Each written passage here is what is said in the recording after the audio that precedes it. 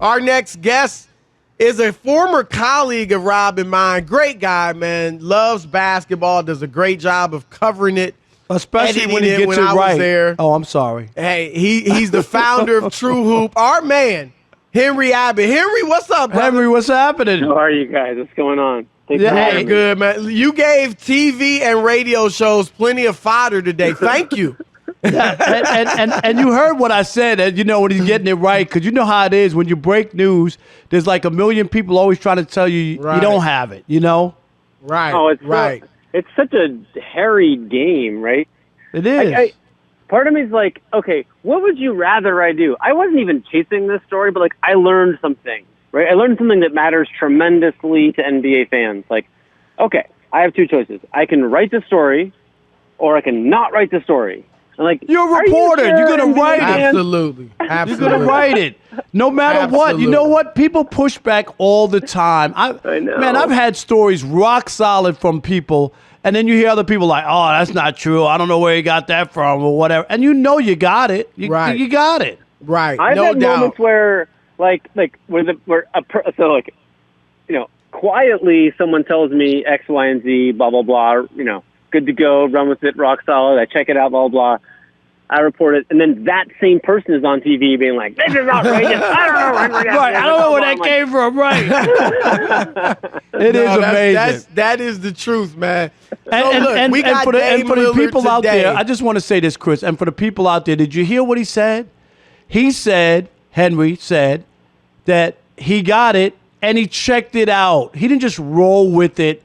You know what I mean? From one person, you got to check. No matter who tells you, you need to check around. So everybody who thinks that reporters are just throwing stuff out there, it's not true. Here's what I've been saying this for, 15 years. I think every single one of us should have a batting average after our byline. It should say Henry Abbott. I like that. And I'm pretty proud to say, I think it would say 97%. It's not 100%, but it's 90. And then if it's 32%, just take it as you will. It's fine. But I'm the record is the reason, is the way that that I'm not just making this crap up, right? So what do you saw the press conference, Damian Lillard denying it and all that. So where do you, what do you make of that? What do you say to all that? I mean, if I'm going to, I respect the hell out of Dame. Damian Lillard is so important to my family that there was a moment this spring when my daughter was checking her phone and got the news that she got into the college that she's going to attend. It's a life-changing moment, but my wife didn't hear it because she was tuning out everyone to listen to Damian Lillard's post-game talk. Wow. We respect Dame at our house, right? Like as a man, as a worker, as a basketball player in every way. Okay. But if I'm going to be mean to Dame, I would say that he's no, it's not true that I'm going to ask for a trade request, but instead I'm not going to not ask for a trade request. Right. Okay, if that's important to you, let's say it that way, then fine. Very good.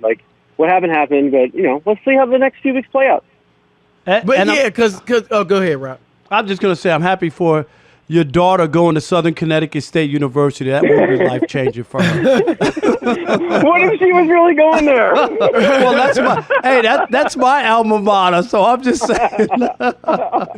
So, Henry, because you're right. I mean, you listen to the press conference with Lillard, and after he denies it, he's making demands that they don't even seem reasonable.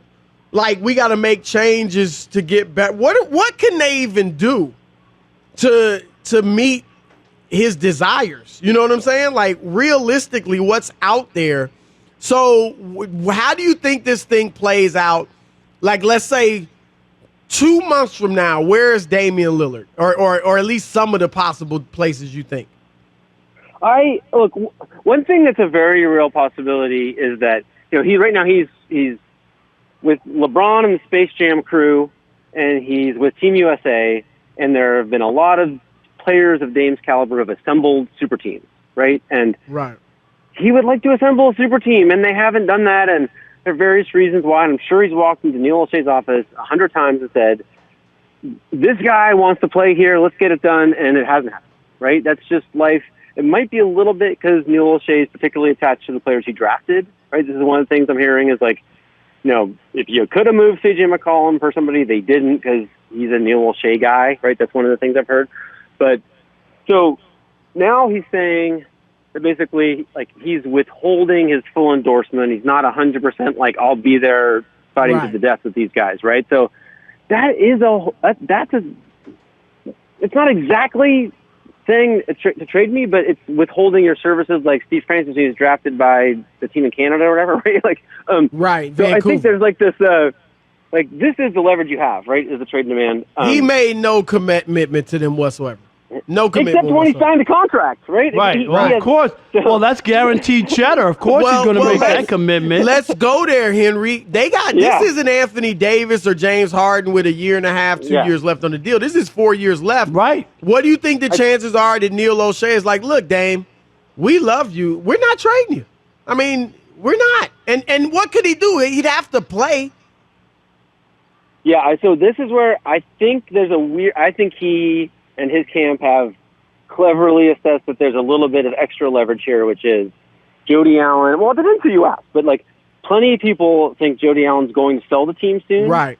And so, it needs to look valuable and together and contending to get top dollar, right? And so disgruntled Dame doesn't help the sales value, and also the next owner doesn't want to spend $2 billion or whatever and come in and then rip like the city's heart out by trading him then, right? So I think it needs to be settled before the team can sell for top dollar. Some people tell me they're not going to sell it. I don't know, but lots of people think they are going to sell it. And there's something about Paul Allen's will has some clause that after a certain amount of time, the team isn't making money, it has to be sold. And I don't know if that's activated yet or at all, but it's real.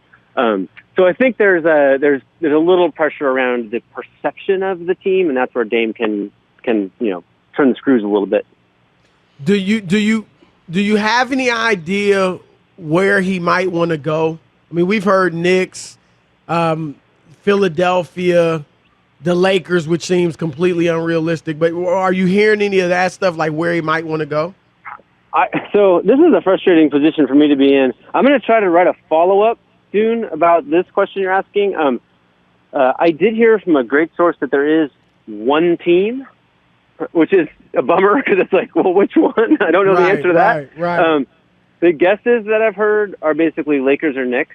I don't know how either one could have the best offer, though. I mean, honestly, like the Knicks are like, yeah, we'll send you Obi Toppin, and like, there's just no way that's going to be the best offer. You know if I'm him, I'm trying to go to Philly. That's what I'm saying. I totally agree. I really think that they would win a championship. Like, I think Joel Embiid and Damian Lillard is perfect. They'd be right there. There's no doubt about that. They would be right there. This is the other thing that's a little surprising with this, and I get it, but we're watching the Phoenix Suns, who didn't even make the playoffs last year without a super team, and we're watching a small market Milwaukee with Giannis, who got ripped for staying there, right, and not joining other people, and they're in the championship. Giannis is 2 wins away. Like I don't like this is weird for me that this is what makes him feel like he needs to go somewhere else to win. Well, Does that make it sense? hasn't worked where he is, right? I mean, I'm a Blazers fan. Don't get me wrong. I think there's a lot of value, and the Blazers haven't been terrible, right? They've been to the playoffs almost every year. No, they've been a good team, right? Like, yeah, they could be kind of like the Mavericks, where you hang around for a decade, and then you suddenly win one. Like, that could happen, right?